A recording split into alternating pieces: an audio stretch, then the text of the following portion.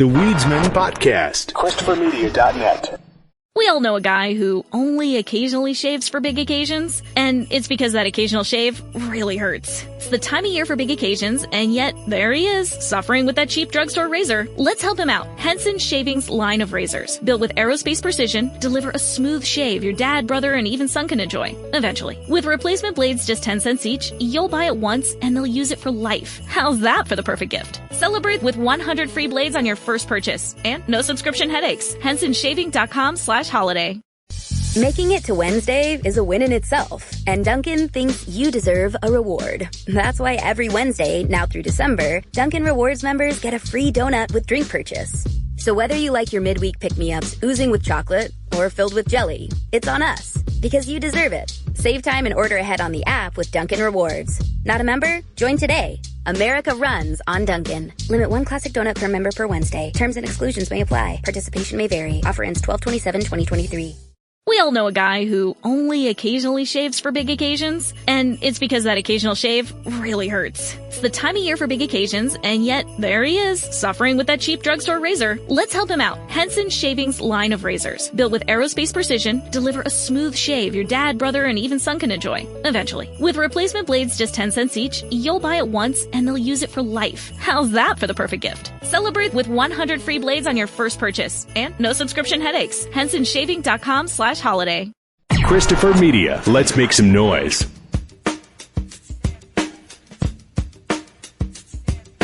From Asthma Core Studios near Detroit, Michigan. Oh, man. It's the Weedsman Podcast. I have no idea what's going on. And now, You have smoked yourself retarded. here are the Weedsmen. You want to get high? Welcome to the Weedsman Podcast. I'm Chris. I'm Aaron.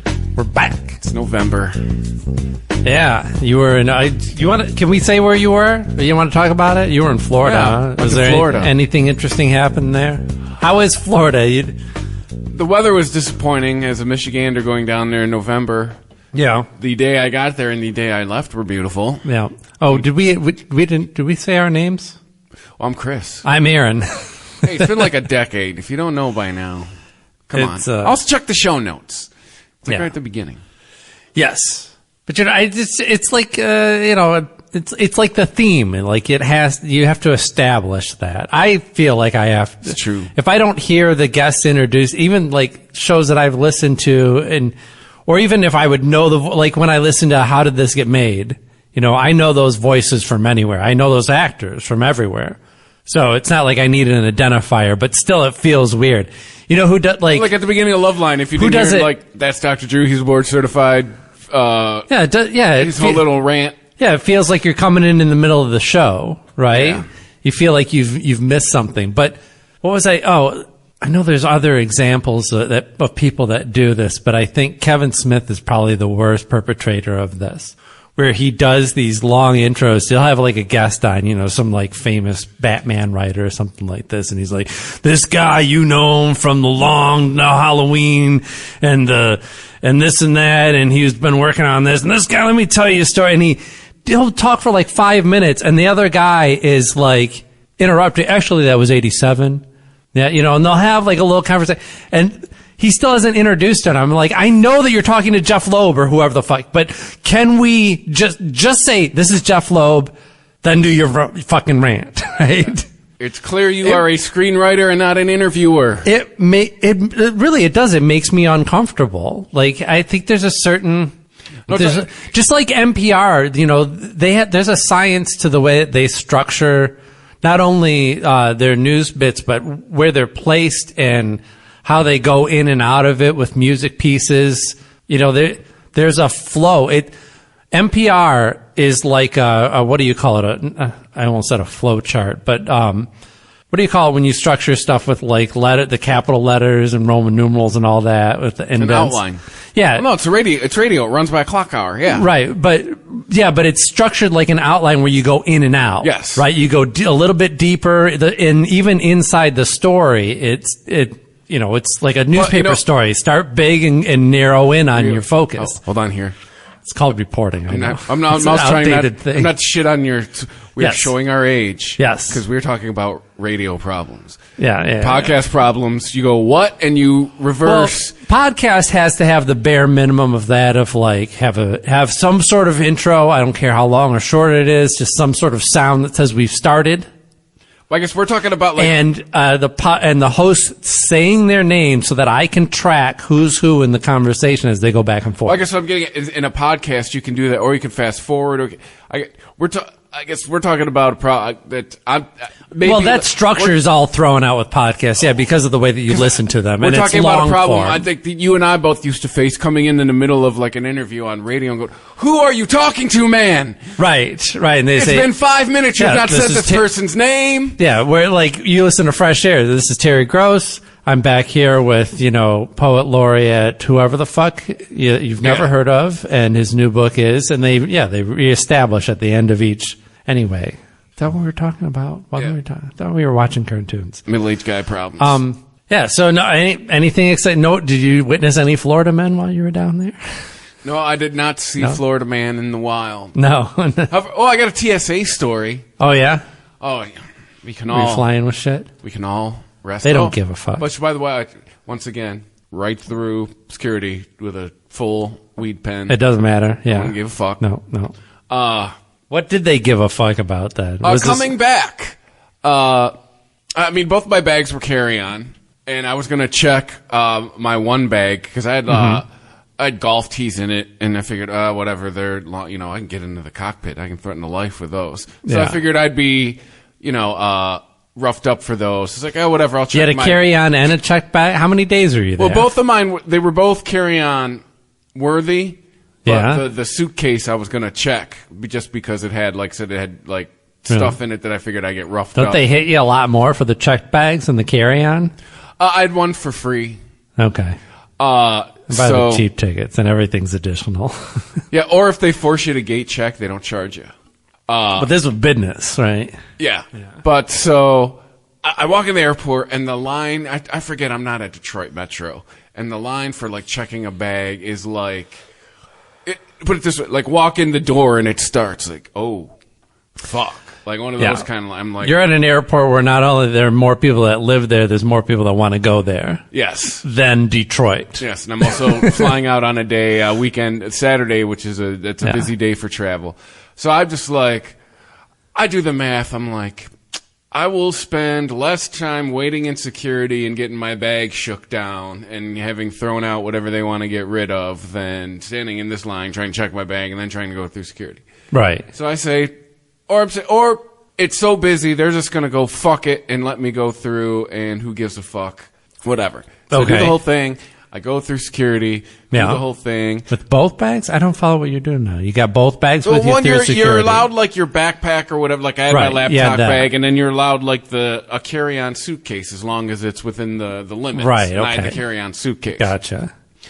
So go through. They take my bag gets flagged, which I do. I'm like, fine, cool. I'm gonna lose some golf tees. I don't give a fuck. Again, golf tees. Why golf tees? Oh, stabby. We had stabby. Yeah, the you could put them in your fist like Wolverine claws and like gouge somebody's eyes out. Well, yeah, I went on a side note. Part of the trip I went on, there was a golf outing, and this year we're doing all right. So we were like, instead of bringing our golf clubs, let's just rent them. Did you trim your beard before you went? No. Just a question. Never mind. Yeah. Go on. So bag gets flagged. They pull it out. I'm like, all right, fine. The golf tees are like $5 a bag when they're expensive. Don't give a shit. They pull out my travel steamer. I'm like, okay. Your travel steamer? Yeah, like what's this? I don't know. What's a travel steamer? Well, so you can steam your clothes if they get wrinkled. Oh. Yeah. Oh, so and the guy's like, there's water in here. Forgot you're an adult. Yeah. Well, I just have a job where I travel every other week, and I have you know how to do this shit. Yeah, absolutely. So there's like, there's water in here. I'm like, okay. He's like, so you have two choices. He looks at you and goes, drink it. I wish. Drink it in front of me. It was worse? He's like, you have two choices. You can go out, get rid of it, and then come back on your side or doggy style? Pretty much. It's like you can go out and get rid of it and then come all the way back through the line again, or we can just keep the steamer. Keep in mind, my boarding... Are you fucking kidding me? They're going to keep your fucking gear? My plane started boarding 5 minutes ago. Ah, they got you up against the wall. They But I look at them and I'm curlies. like, what about that trash can right there that we can both see from right here? Can I take it over there and go dump it in that trash can? Sir, if you'd like to get rid of it, you have to go. I said, well, what about this? Because when I was going to check the bag, they have now where you can like print out your own baggage tag. Mm-hmm. But I stashed that. I'm like, fuck this. But I'm like, well, I got this. Can I just check the bag from here? Well, if you want to check the bag, you have to go out. And I'm like, mother. And all I'm thinking, Adam Carolla, minimum wage, gilded cage, right? These people make like $9 an hour. That's probably like the only control they have in their life over anything. Yeah, this is his chance to So I'm just like... stick it to you. Yeah, I'm like, you know what? Very passive aggressively. Enjoy my steamer. Like, and just... Wow. Yeah. Well, I mean, is it worth missing a flight over? Like, I don't travel. I don't travel every 2 weeks anymore. Yeah. The next time I'll need this thing is a year from now. I'll buy a new fucking steamer. There you go. Like, what's it worth to me, right? Am I going to make a scene at TSA, cause me to be even later, lose my shit over shit I cannot change? Yeah. And I'm like, fuck it, dude. But I'm thinking, like, really? There's a trash can right fucking there where you could watch me go, ooh. It's this letter of the law idea, you know, like my job is just liquids over a certain, like, I don't know, like it's water. There's no exceptions for water of any kind. Like, no, are there water bombs that are because it was over how many ounces? Right. Which, by the way, I wanted to be like, hey, I could have been like, never mind my deodorant, which is in there, which is spray, which is more than the... I want to be like, there's 4 other things in my bag that are worse than this. But sure, let's focus on this. Yeah. Never mind the golf tees I could fucking apparently stab the pilot with. You know, the stuff like that. Sure. Never mind the fucking weed I brought.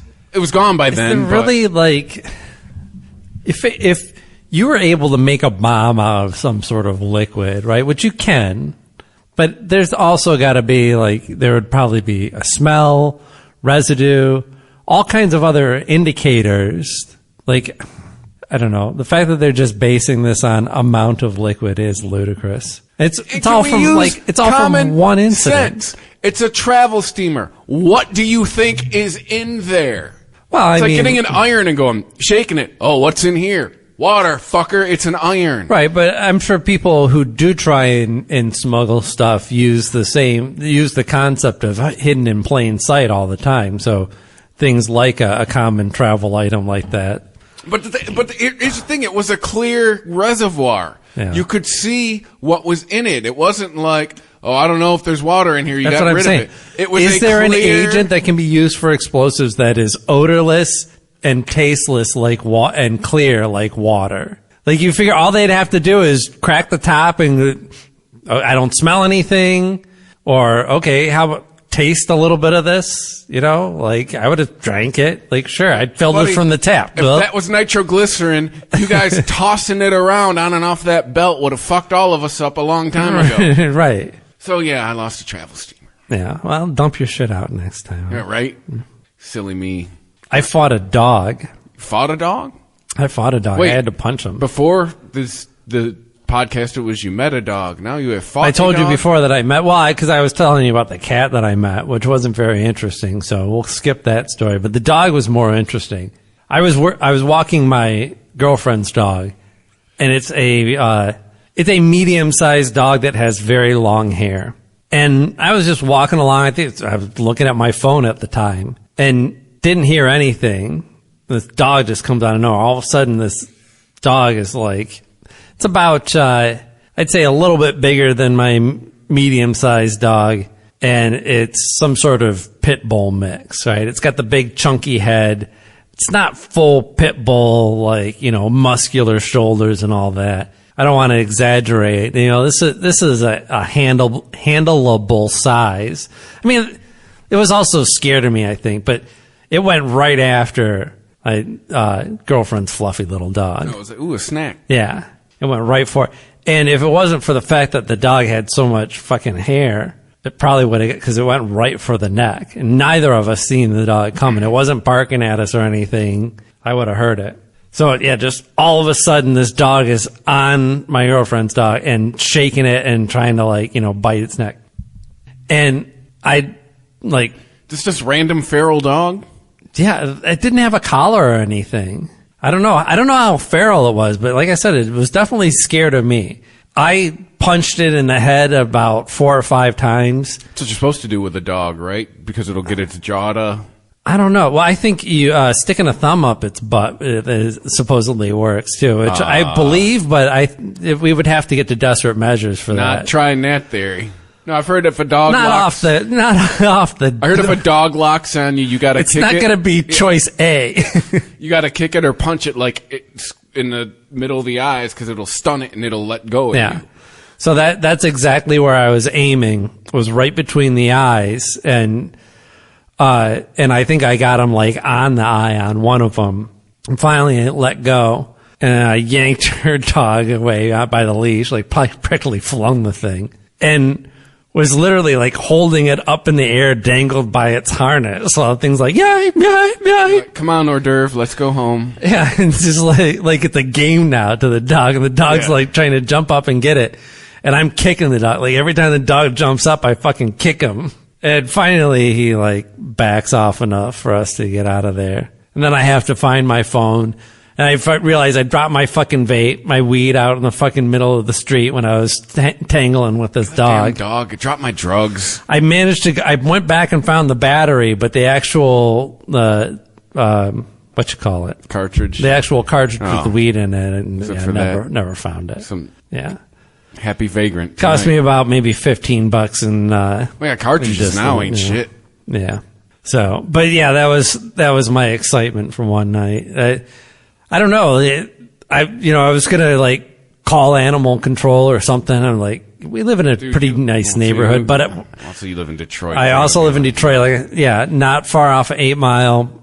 If you're in Ferndale, you might have a chance, but Detroit to be like, yeah, okay, we'll get right on that. And if it was like a more secluded neighborhood, maybe. But yeah, there's they say, well, when I moved in, my neighbor was like Livernois, which is like right, the next street over from us. So the other side of Livernois, don't bother. It's like, just stay over here. There's nothing over there. And sure enough, Detroit, they'd be like, you're calling about what? Yeah, every time the fire truck comes up from the south, it's turning left, going. Oh, that reminds me. Yeah. So speaking of we had some excitement here yesterday. Did you have a fire? We had a fire department banging on the door. Oh, really? Yesterday. Oh yeah, I'm watching Monday Night Football. Football. Like what time? At night? Yeah, Monday Night Football's kicking off. All of a sudden, boom, boom, boom. Yeah, just banging on the door. Open the door. There's 3 firemen standing there. And then he started coming on to me. Yeah, right. I know. I'm realizing. I realized I started describing the beginning of a porno. It was the Monday Night Football thing. Made me think of is it Gacy? Oh yeah, John Wayne Gacy story. Tapes. Yes. Oh yeah, that's right. The Gacy story. And then he started coming on to me. These firemen were not here to jerk me off nor blow me. Oh, 3 firemen. One guy's even got the axe in his hand. Yeah, one guy's got a boombox for some reason. Right. Sorry, go ahead. But yeah, they're just, hey, everything all right in here? Yeah, your neighbor smelled smoke. Mind if we come in to make sure there's any smoke in your basement? Go right ahead. Do you have any actual like cigarette or like maybe occasionally you smoke a joint? Yeah, the only combustion that happens here, but usually, that doesn't like travel. It's in Rich's room. Rich likes the flower. Well, there you go. Yeah, it's the only combustion that'll happen here. Yeah, everything else is like vapage. Yeah, but no, they came in. They're like, nope, everything's cool. I'm like, yeah, I know, but thanks for making sure. Yeah. Maybe. But yeah, I wonder what that was all about. You never know. My neighbors if you're walking out the door, my neighbors to the left. They nosy Nancy's? Or? Well, it's been an interesting year. Yeah? There's That's why I let myself get reamed on rent, because I don't want to share a wall. Like, well, no, nothing. It's got to come to an end too. Like, rent's just skyrocketed, man. There was a month after we moved in, there was somebody pounding on the door that we think is somebody who lives there and was maybe perhaps trapped. No.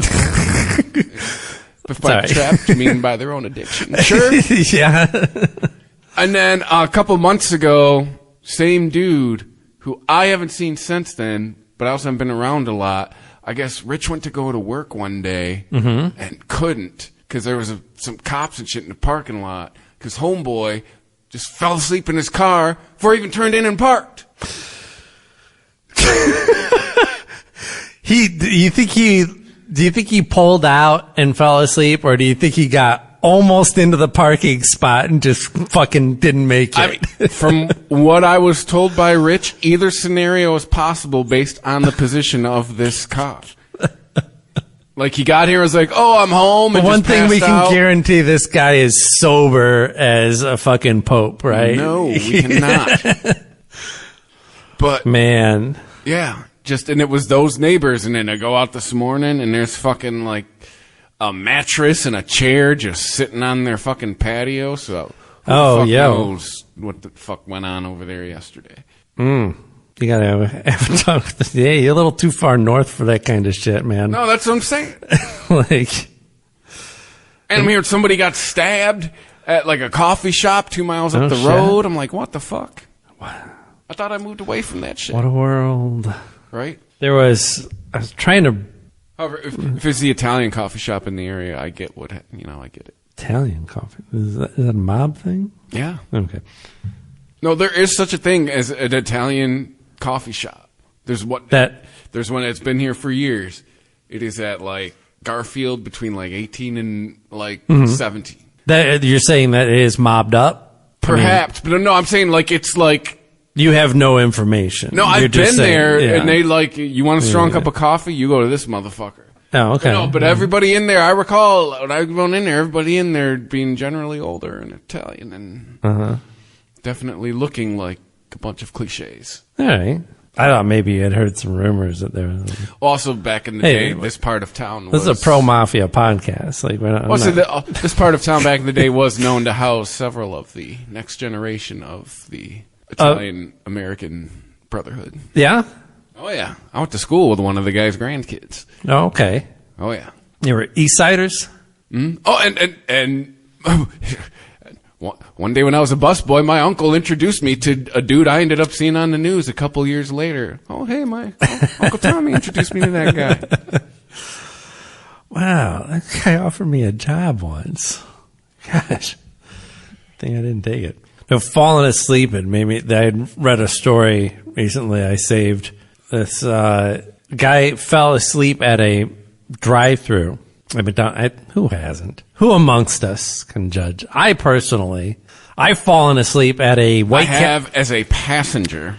I fell asleep at a White Castle drive-through in Detroit with a 40 in my lap and had the security guard come knock on my window and be like, hey, wake up. Listen, it's a good thing you're in Detroit. I'd be calling the police right now. Yeah. But, yeah, this guy, Felix Sierra, 34 from Hartford, this is in Connecticut. He ended up going to jail because he fell asleep in the McDonald's drive-thru with a handgun just laying out. Yeah. Handgun was loaded, and he's also a convicted felon. I mean, if I was the manager, I'd be like, so there's a guy sleeping in my drive-thru with a gun on his seat. Yeah, I mean, what are you going to, like, you wake him up, right? Yeah, exactly. Like, McDonald's does not pay me enough to go wake this dude up. Nobody in that building makes enough money to go wake that guy up. So, yeah, what's like my current job, right? I've had people if I was in that, I'd feel bad for the guy because it's not like he was doing it. Well, who knows? Maybe he was, waiting to flash the piece so he could get a free burger or something. It's like in my current career, I've had people ask me, like, because we deal a lot of rural areas. Hey, what happens? I've had a customer ask, hey, what happens if I get a deer in my pool? Well, first you call animal control, and then you call me. Right. Yeah. I'm paid. I will come get the pool in shape after the deer fucks it up. Yeah, we're not deer removal service. I don't come and go, hey, deer, get out. Just because the deer is in the pool doesn't mean I get the deer out of the pool. Yeah, you whip out like one of those, what do you call them, the old school donuts, like on the ship. What is it? Life preserver? Yeah, it's not a life preserver. Like, that's the vest, though. What do they call them? There's an actual name for it. The ring, the life ring. Yeah, the life rings, whatever. Yeah, you hand them one of those, and you're like, first throw this in the pool. Yeah, no, call animal control. It's the same thing. And then try and keep it occupied. I know there's a guy. I'll be there as soon as I can. It's like, I know there's a guy with a gun in the drive-thru, and I'm the manager of the McDonald's. However, here's my personal cell. You call this number within an hour. I'm going to have a chopper in here. We're going to airlift this elk out of your pool. However, part of my training is to not remove armed people from the drive-thru. Yeah. So this is where you come in, police. You've worked plenty of restaurant jobs. You ever have, like, somebody stick you up or, like, flash a piece? Ever had any trouble? In the restaurant? No. I've been, like, robbed personally. I've been mugged once, and I've had somebody threaten to show me a gun. I've lived a life. I've been robbed. I did not call their bluff. I wasn't going to be. You didn't. I've never called anybody's bluff when it comes to weaponry. I don't see a gun. I don't believe you. No, that was not what I said. I said, hey, whatever you want. I'm out of here. Peace. Yeah. I've experienced all that. I've seen the gun. I've had to take it on faith that there was a weapon. And I think the last one, I just believed that this man would beat the crap out of me in front of everybody waiting for the bus. Right. All 50 people, not like a bus stop. This is like, it's the bus stop downtown, the junction, Woodward and Michigan Avenue. Where nobody would give a fuck.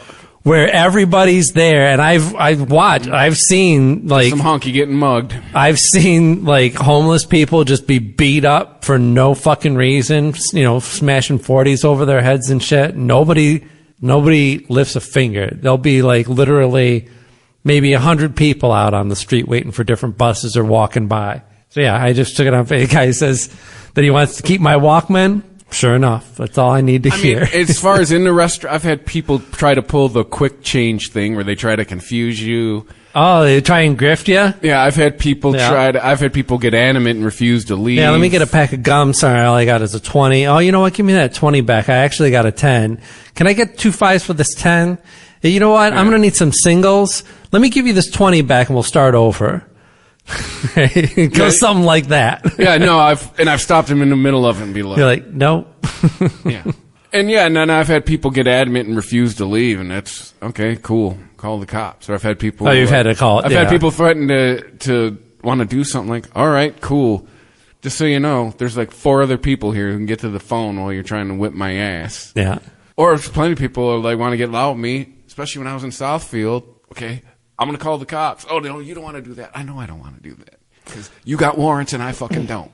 Like, I had, one of my first jobs was working I played poker, motherfucker.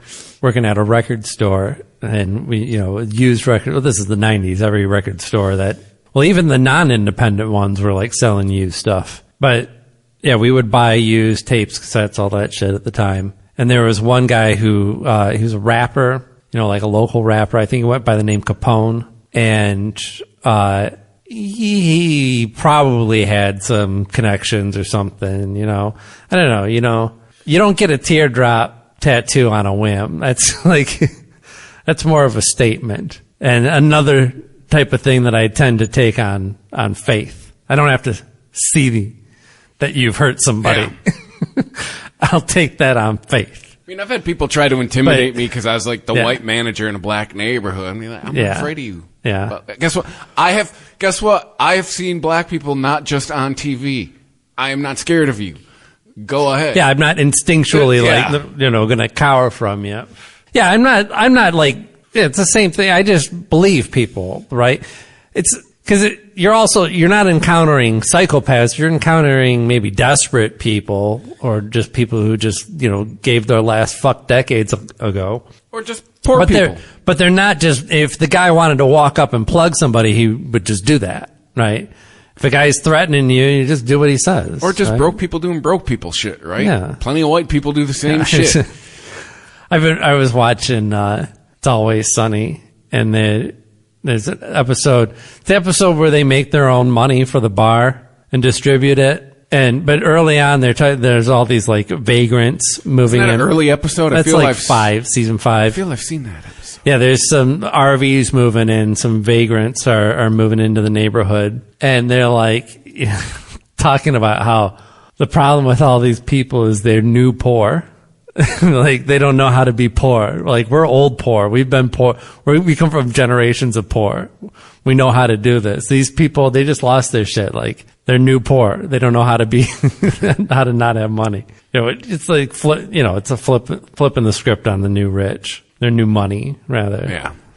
No, but there's something to that, especially when you hear, the generational warfare that's been going on in the last 10 years. Yeah. Like, especially like, Gen Z, like all the expectations they have, like all this stuff. We're so poor. They're talking about like living on their expectations are talking about like living on their own and shit. Like they're like above roommates and all this crap. Like, it's like, and that wants to make me think like, well, yeah, no, you're new poor. Like, no, like, yeah, but they're also getting to that age where they should be able to live on their own if that's what they want to do. Like the oldest Gen Z is like 24, 25. Like, got this discussion on other podcasts with she's a millennial, and she's like, and we were talking about like, pretty much standard operating procedures. Under 30, you find a bunch of your friends and you live together, and as you all advance in your careers, and you can afford to like, then maybe just or you like, get married or something. Yeah, like, yeah. Either like way, this you're new combining standard where it's like, I can't afford to live in a 1,500-foot apartment by myself in the city. Well, fucking most people can't. Yeah, I mean, I don't know. Housing's just fucked up any way you look at it. You know, I'm not arguing your point. I think you're correct, but like doesn't negate the fact that rent is just astronomically high. Well, the argument that I always use was, a house 40 years ago used to cost this. Well, it also had 10% interest rates. But the other argument I'll always make too, well, great, a fucking new car 40 years ago was fucking expensive one was $10,000. We still managed to drive, right? Like we figure stuff out. The Weedsman Podcast. ChristopherMedia.net.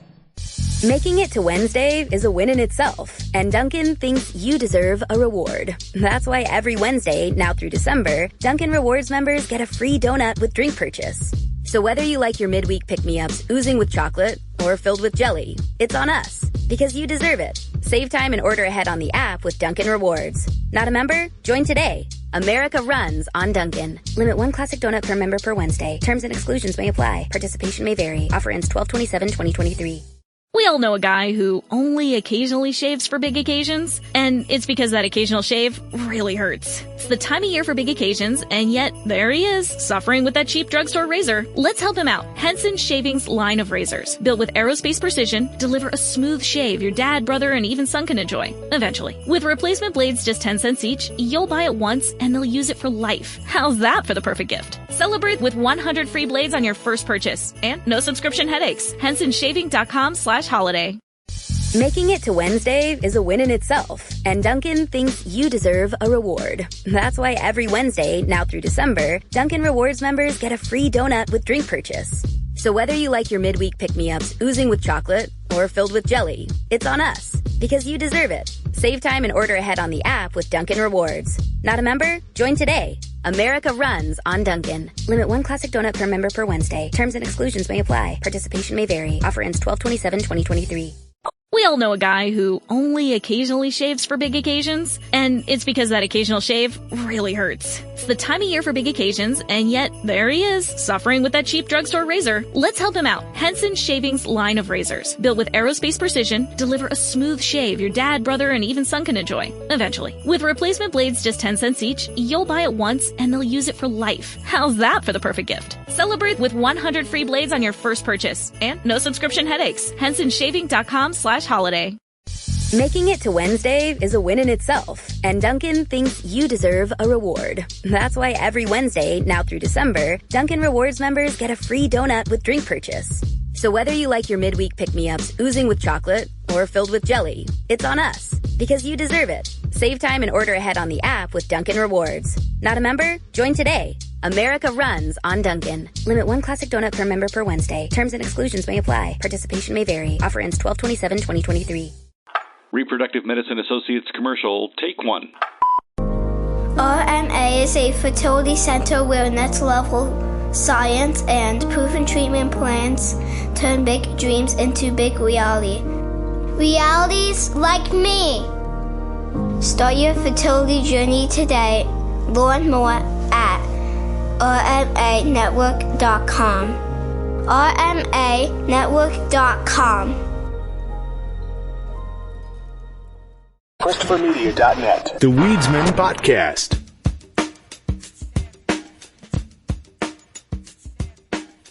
Did you see that Homer is no longer going to be strangling Bart?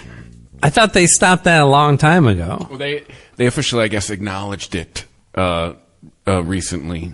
Because, yeah, I want to say, like, not since, like, early on, like, season 8 or 9. Oh, no, they mentioned as far back, or as recent as 2018, Homer went to some camp or something to learn to stop doing that, and then at the end was doing it again. But I guess, yeah, I guess it was the episode that was on this week or a couple weeks ago, or maybe it's going to be on. Oh, by the time this is posted, it'll already been on, where Homer is introduced to somebody, and they say he's got a firm handshake, and he goes, "Oh, Marge, see, strangling the boy was worth it, or paid off or something." He goes, "I'm just kidding. I don't do that anymore. Times have changed." Yeah. Wow.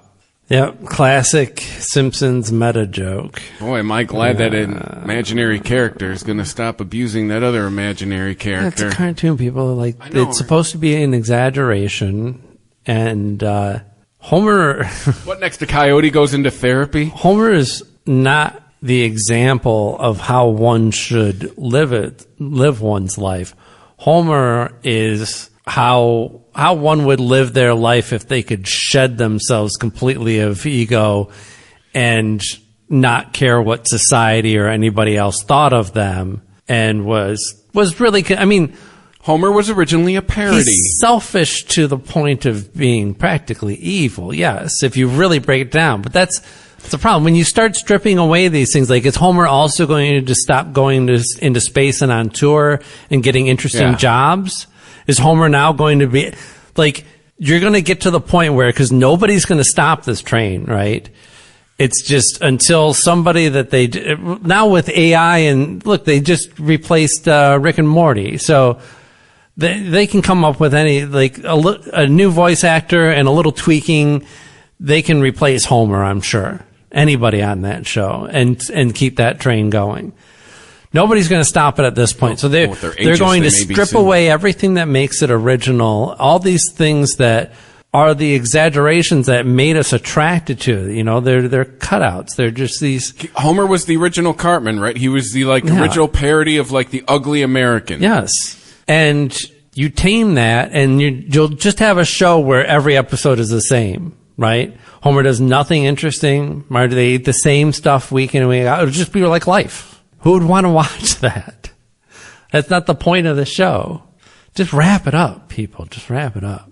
Just like the Beatles shit, right? Wrap that shit up. Maybe this song will be the last time. Have you heard that song? Have you heard Now and Then? I haven't. Can we take a listen to it? I haven't heard it. I think we heard a little bit of the demo that they pulled it from when they started talking about this. And you know what? I know it's not, which it should be. If we're talking Beatles trying to put something together, a last song collaboration project, what were they at the end of their career? They weren't really collaborating as much as they were writing songs separately and pushing them together. Oh yeah, wasn't it Abbey Road, or no, it was the White Album was the first time they weren't doing Lennon-McCartney. They were being attributed like George wrote this one, John wrote this one. Right, Paul and they wrote would this either, one. one would lead their song or the other, or sometimes, like, a lot of stuff on Abbey Road, they would just literally, like, mash it up into one song. You know, Polythene Pam and Through the Bathroom Window and all that shit. Just fucking make it a medley. That's what they should have done with this.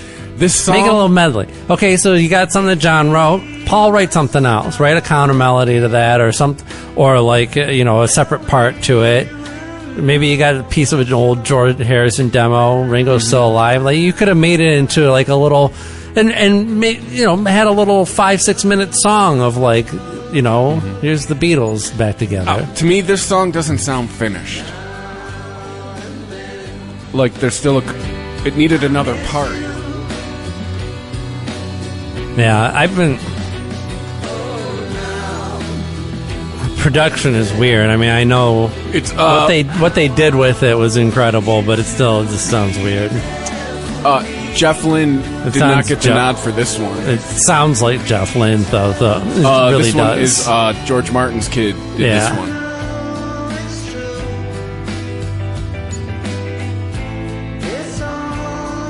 I guess the lead guitar solo. Guitar, yeah. No, it's George. That is George. I guess we talked about it. The AI shit? Well, they did. They tried doing this during the anthology sessions, and they just couldn't get a take that they liked because they couldn't get the piano. They couldn't isolate the voice from the piano. Yeah, so there's guitar stuff from George on here. Like, the guitar solo is George. Oh, okay. Yeah. Wait, did they actually do a session for this song? I thought it was just a John solo demo. They tried when they did Free as a Bird and Real Love. They tried. No, I mean, because you're saying that George is playing the guitar on that. Did he play on the original demo, or was that something that they took from another session? They tried doing a session of this, 25 years ago. This is George. When George was alive? Yes. Oh, so that's him on the... Okay. And they didn't... And I guess George was the one that didn't like the final mix and was like, let's not... And now 30 years later with technology, they were able to strip out behind Lennon's vocals what they didn't want. Right. But yeah, I guess they didn't get together... No, this isn't like they got together. Like, I guess they sent it to Ringo. He did his tracks in his studio, sent it back to Paul. Right. He did his thing. Like, it's the Beatles in the loosest possible sense of the term without being sued. What I would like to hear is I would like to hear Free as a Bird and Real Love redone with this technology. Yeah, because they sound like dog shit, those vocals. Yeah. And those are... I mean, they're not great songs, but I think they're better than this. This is just kind of a wet fart of an adult contemporary song. Yeah, just to me, I listened to it. If it had a drum machine in it, I'd be like, is this a new Shins? As much as I love Lennon and as much as I love the Beatles, this song feels like it needs another part. It sure does. It needs that was probably, John put down a demo and he's like, well, here's a verse and chorus. It really needs a pre-chorus and something else going on. Well, we talked about it, right? This song and the two others were on a cassette that was labeled for Paul, which meant, do something with this. Yeah, here's what I got, add something to it, finish it. Right. But Beatles and the Stones both dropping new music in the last month here, and me personally wildly underwhelmed by both of them. Yeah. What are you going to do? Well, look, classic rock is on its way out, man. Well, did you see Jimmy Page playing Rumble? They had the Link Ray song. You know it. Is it? No, it's been. That's the one on the Pulp Fiction song. Yeah, no, that's Miserlou. But no, they did the Rock Hall concert this weekend or whatever, and Jimmy Page came out after he hasn't performed live in 10 years. And has it been that long, really? Oh yeah, and he did. Trust me, you'll be like, oh yeah, this one. Yeah, I guess Page Plant was back in... This is Rumble? Yeah. Oh yeah, that's a good name for it. Yeah. I get it. I could totally see some guys squaring off with switchblades. I just always... Well, in every other... I always thought it was a real sexy song. This is a good striptease song, huh? Well, every other fucking art house film in the 90s, this song was in it. Yeah. Plus, like a Miller Lite commercial with fucking or commercials, sweat dripping off of a can onto some girl's boobs.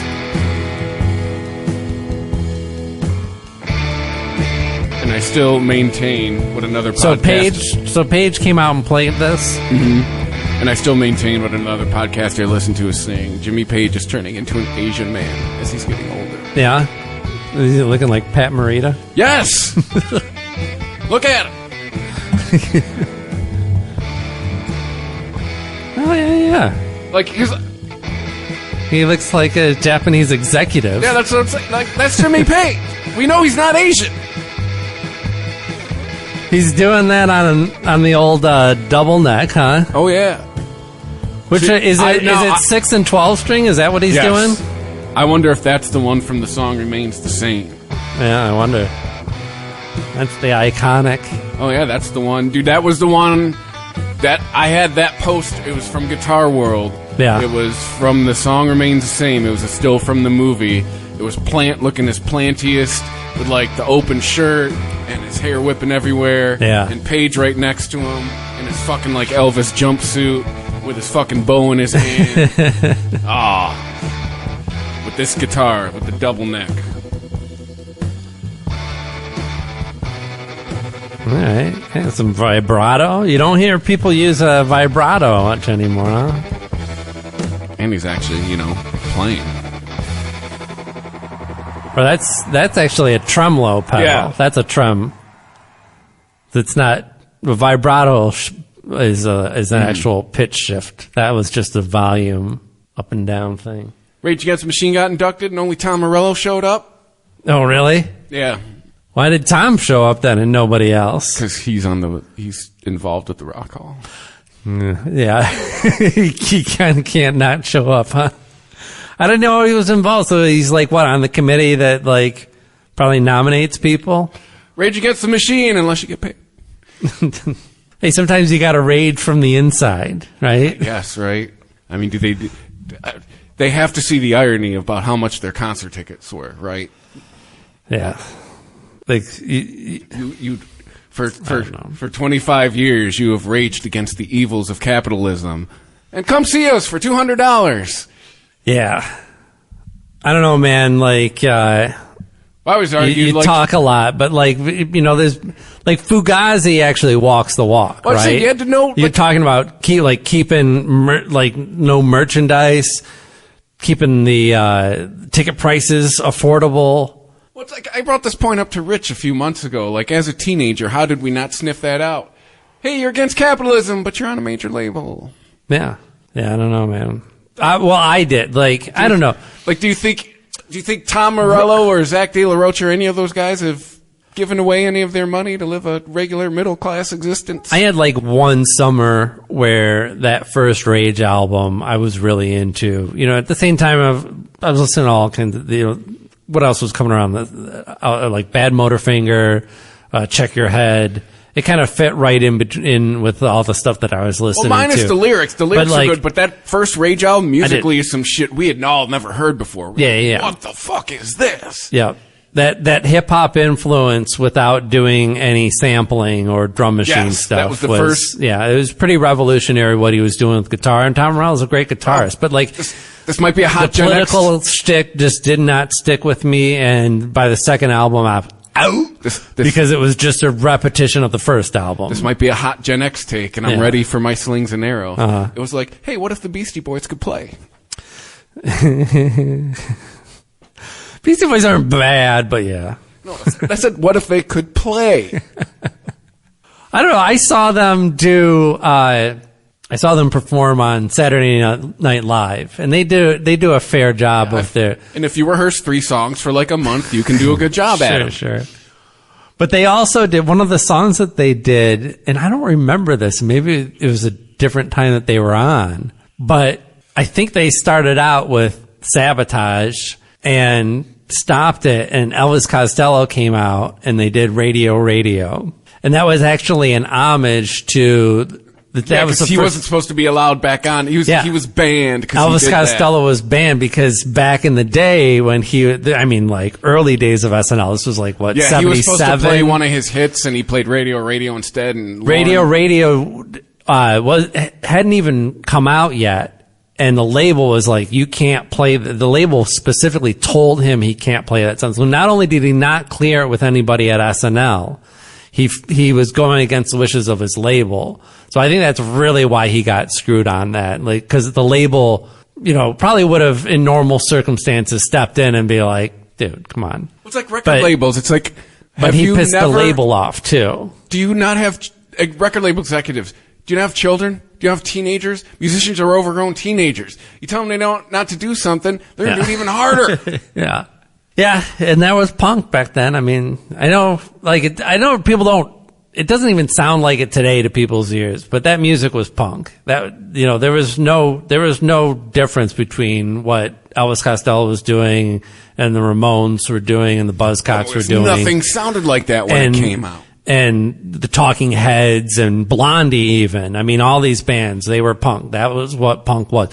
Punk wasn't like, no, man, you gotta have you get a DS1 pedal and you crank that shit, right? And you learn 3 chords on a shitty Ibanez and you just play you play your songs really fast. None of this punk was whatever punk you wanted punk to be, right? Okay. Punk was the idea that you were just not going with the major labels, what people wanted or thought they wanted to listen to. You weren't going with fashion trends or any of that. You were making your own shit. So, hear me out. It was like taking what Dylan did 10 years earlier to the next level. Yeah, absolutely. Hey, it's genuine shit. It's not about fucking girls and fucking partying. No. It's real shit. And it was just, it was taking that aesthetic to the next level. Yeah. So, to me, anything that comes like 80s and that, I guess post-punk is a thing. I'll accept that as a genre, but there is no modern punk, right? There's modern bands who have taken the idea of a few punk bands like the Ramones and the Buzzcocks and said, yeah, let's do that. Let's play songs fast. Let's learn few chords. Let's not have guitar solos, and let's dress a certain way. And that's punk. When it's like there was this whole palette of colors to pick from, and we've now narrowed it down to just shades of gray. I don't know. There's some good pop punk out there, and stuff. I mean, there's fun. Like Rancid, I think is a good band. Actually writes good songs, has good lyrics. Doesn't really thrill me what they do with all that combination. Well, I'd say we're also on the end result kind of just doesn't do anything. We're on 2 generations now where this is punk. Yeah. I don't know. I mean, this is just pop music, right? Like, it's pop. I've never had a problem with this band. I don't got beef with them either. Again, another band who writes really catchy songs, man. You write hooks like that, you deserve to make money.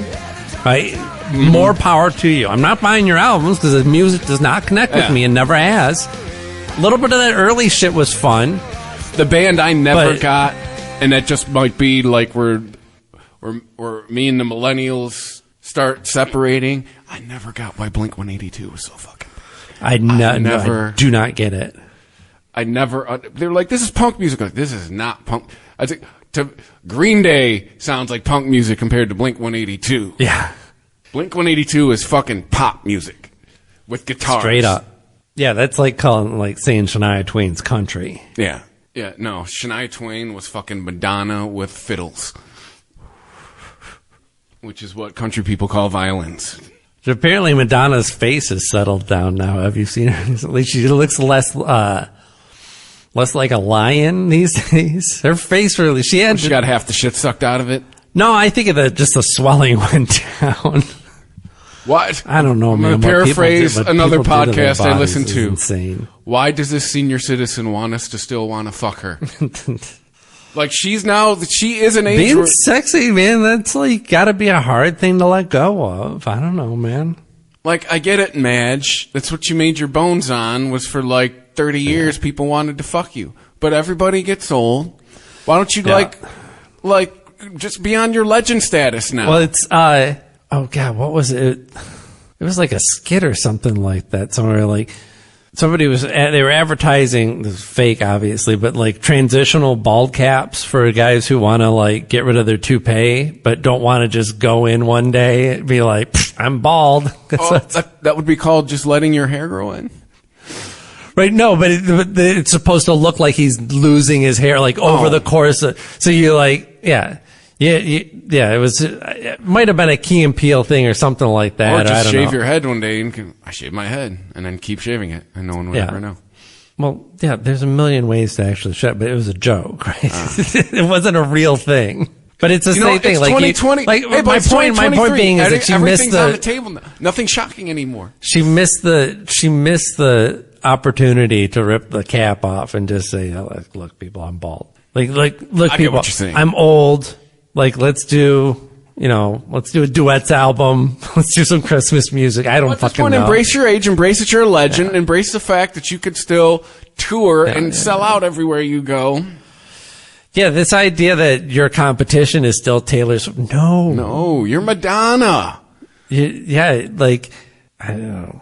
It almost seemed like she was going Taylor that route, Swift right? Should be kissing your ass. You're fucking Madonna. Like she was almost, by the end of the 90s, it was like she was ready to make that transition. Yeah, and then it just like, she was like, no dance music album. Yeah. No, it's turn of the millennium. We got to make future music. No, you should be making music for dentists and doctors right now. Yeah, well, that's what's going to keep you afloat for the rest of your life. Age with the gays who made you. Or nothing. I don't give a fuck, right? You made a great catalog of pop music that I'm sure is still making you plenty of money. Age with the gay people who made you. Yes. Listen, it's to the point now. Well, that's the thing. The gays don't give a fuck. It's to right? the They point don't give a fuck how old she is. Listen, it's to the point now where you and Gaga could go on a fucking tour together and dominate, just make all the money. You can do Express Yourself and do a medley with Lady Gaga with Born This Way, and everyone can realize it's the same fucking song. Like the first, when I heard Born This Way, I was like, this is Express Yourself. Does nobody else hear this? Yep. I saw Killers of the Flower Moon, right? You carved out 4 hours for that? Yeah, actually, I was going to say, because I had forgot that we had canceled last week, and I was just in another world, like, had other shit on my mind, and just out of routine came out here, got here, saw your car wasn't here, and immediately was like, he's out of the fucking state. Like, of course. We talked about this. Yeah. So I was like, all right, so I got some time to kill. I went and saw Killers of the Flower Moon. So that took me almost as long as it took you to go to Florida to see that one movie. It does, that movie though, it's really well paced. Maybe a little bit dragged out for the final act of it when they're wrapping everything up. But that being said, I don't know what I would cut out of it because it all makes the ending pay off that much better. It's really fantastic. You know, I've been kind of hot and cold on Scorsese. I thought The Irishman was good, but like nothing really stuck with me. You know, didn't ever need to watch it again. It certainly wasn't like doesn't have the rewatchability of like a Goodfellas or Casino. I feel The Irishman was like Scorsese was like, I haven't made a movie where people shoot each other up in a while. The Departed is another one where it's like, that was a good movie, but it just doesn't really stick with me. I haven't made a movie where people shot each other up in a while. It's time to make one of those. Like, it's like every 10 years, like, I got to make a movie where people are shooting each other up. This has got like, it's certainly not as funny as like a Goodfellas or Casino can be, you know. And I wish Scorsese honestly would make more comedies because I think he's a really funny director. This is a comedy? I mean, no, it's not. Oh. No, I'm just saying as an aside, like. Because judging from what I hear it's about, it's a pretty fucked up comedy. No, this, I think actually the only moments that I really laughed at were like, I was more like, I can't believe they're actually saying and or doing that. Like the balls on these people. But yeah, it's a dark movie, man. And it's fucked up. It's really fucked up. Are people prepared for the fact this could be his last movie? Isn't he like pushing? Just based on age? Oh, yeah, isn't he pushing like 90? I don't know. I think it's a good one to go out on, I should say. Like, I know Pacino's 80. Yeah. And wasn't he like the young guy when they did The Godfather? Yeah. He was unproven talent when they brought, that was like his big break. He was doing plays before that. Pacino was. Yeah. Everybody is just so amazing in that movie. And honestly, Leonardo DiCaprio is probably the weakest out of any of them, and he's still really great. Leroy Cappuccino? Yeah, Leroy Cappuccino. It's, you talk about good actors being effortless, and I think that, like, Leroy's on that cusp of, like, he's a good actor, but you still see the effort, right? But it's a really enjoyable performance, and doesn't he seem like he's not getting fat? He's getting wider. Yeah, he's just his head is getting bigger. Yeah, he's getting. Well, I don't know how much they might have stuffed his cheeks a little bit. He's definitely got false teeth because he's got these like shitty teeth, and it kind of. I mean, I've seen like no, I know what you pictures mean. With the current 25-year-old. He's got Lawrence Fishburne syndrome. Yeah, his face is getting wider. Right. Yeah. You like put it on, you're like, do I have my TV set to the right aspect ratio? Yeah. So everyone looks straight. Oh, that's just him. Oh. No, he is really good. He has to play this character who does horribly evil things and like to his wife and her family and still honestly believes that he loves his wife and his wife loves him. And, he's manipulated by De Niro's character. I don't know how much you know about the story. I mean, it was, I guess, it's a pretty popular book and people have known the story, but you basically got De Niro is this guy who's, he's the rich guy in town, owns a lot of land, and he is a friend to this nation of Native Americans, all who live on this land that has oil on it, just bursting up out of the ground, right? So much oil, and not that it takes a lot because there's not a ton of these Native Americans, but these people are just filthy rich. They, the money that they make from this oil just gets distributed to everyone, so nobody has to work. So De Niro has this whole, like, all these schemes going, like, making believe that he's a friend to these people and providing things for them. He's also got like... Was he a middleman? Is he selling them all the shit? He's not... No, he's getting people to like marry off these women who have these land rights, right? They'll get these single women who have all this money, and Leonardo DiCaprio's character is one of these guys who he brings in, and he's like, hey, you could get yourself pretty cozy with one of these. They're nice women. They'll take care of you. He sets it up all innocently, and they also have a lot of money, right? And of course, this is back in 18 whatever the fuck. So it's like we can't just have, regardless of the fact that these people are kind of savages, quote unquote, as he might say, or he doesn't really come out and call them that, but he kind of infers that like they're not on the same level as us. On top of that, you've got a single woman with like a lot of money. No. That woman needs a man, right, to get in there and take control of those finances and make sure that the money flows the right direction. Only a white man knows how to spend money. Right. So yeah, he's got all these scams going on. And then like it just turns into murder. Like they consolidate, there's 5 sisters. Each one of them has a portion of this land that they own rights to. And as they kill off the sisters, that all those land rights go to one person at the end. Mm-hmm. And then it's just one person that you have to knock off. And then it's, and then, not to spoil it, but he's greedy, right? He's not going to stop with like Leroy Cappuccino's character. It's going to end with De Niro's character. So yeah, it's, there's plenty of violence in this movie, as you can probably see from the previews. And De Niro plays probably the most evil character that he's ever, because he is the one masterminding all this, but he never, Well, I shouldn't say that. He does. He never completely breaks, right? In private, he'll refer to, and he'll say, instead of referring to like, a man and his wife, and one of them happens to be Native Americans, he says, a man in his blanket. Right?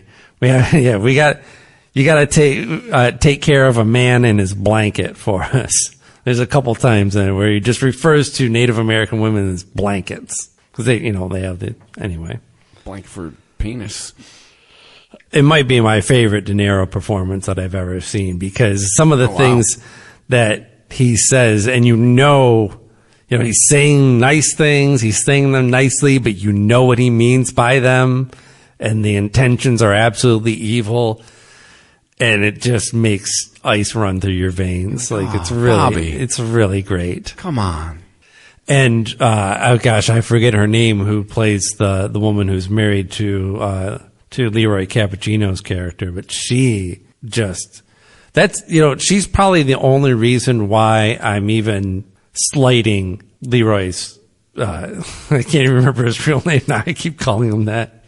Leonardo DiCaprio's performance. The only reason why I'm slighting it is because in most of his scenes, he's acting against, his wife, and the woman who plays her is just so fucking fantastic. And does so much with her eyes, right? Just the way that her eyes might narrow or open a little bit in a scene will just like tell you exactly what she's thinking.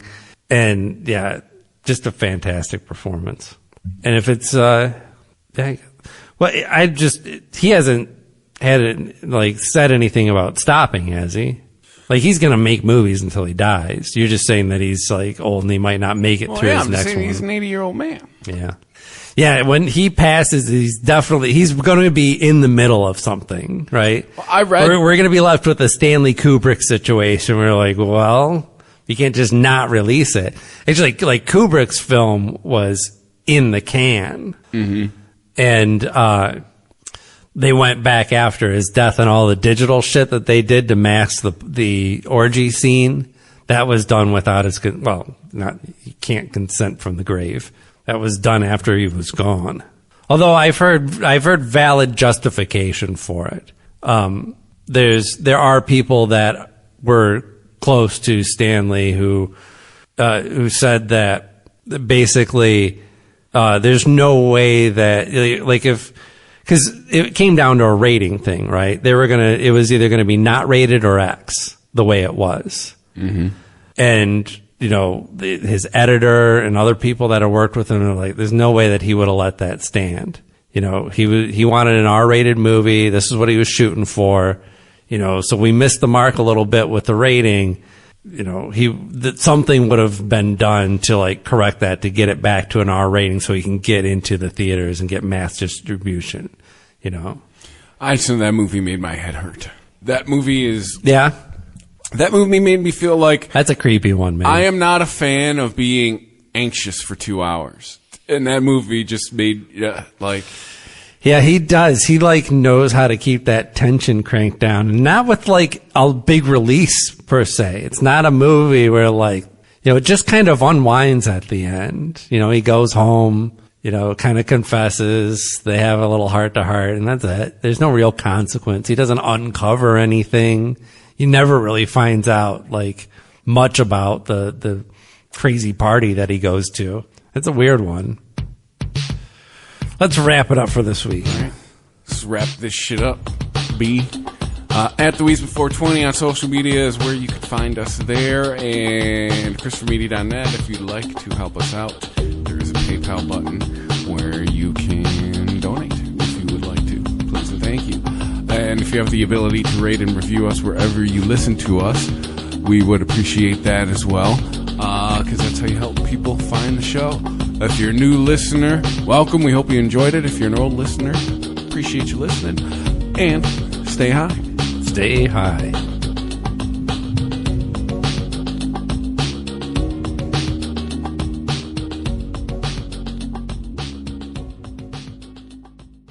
Trying to craft the perfect college essay but don't know where to begin? The Princeton Review has you covered with their new AI college admissions essay feedback tool. This cutting-edge tool leverages the Princeton Review's 40-plus years of college counseling expertise and provides limitless feedback at an affordable price to help you enhance your essay's competitiveness. Worried about academic integrity? Don't be. This tool guides your writing with instant feedback for you to perform. It never writes for you. If you're ready to take your college app to the next level, the Princeton Review is offering an exclusive 20% discount. Simply use the code BETTERESSAY and get set to rise above the competition. Hosting family this Thanksgiving? Visit ShopRite to find everything you need and get your meal centerpiece for free. Shop now through November 23rd. Get a fresh whole picnic pork shoulder free with your qualifying purchase. Visit ShopRite.com to learn how to qualify. Hosting family this Thanksgiving? Visit ShopRite to find everything you need and get your meal centerpiece for free. Shop now through November 23rd. Get a fresh whole picnic pork shoulder free with your qualifying purchase. Visit ShopRite.com to learn how to qualify. The Weedsman Podcast. ChristopherMedia.net.